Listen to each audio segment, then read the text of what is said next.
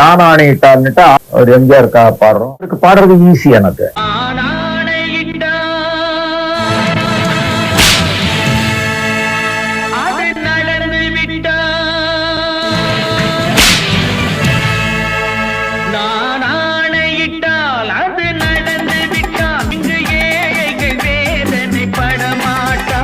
இவருக்கு அடிவயத்துல இருந்து ஃபுல் டெப்த்ல கொடுக்கணும்.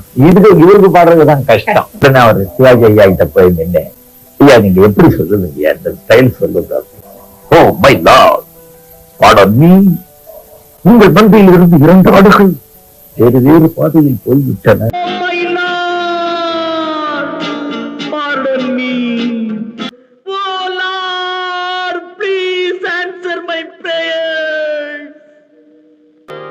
தேவனே என்னை பாருங்கள், என் பாவங்கள் தம்மை வாங்கிக் கொள்ள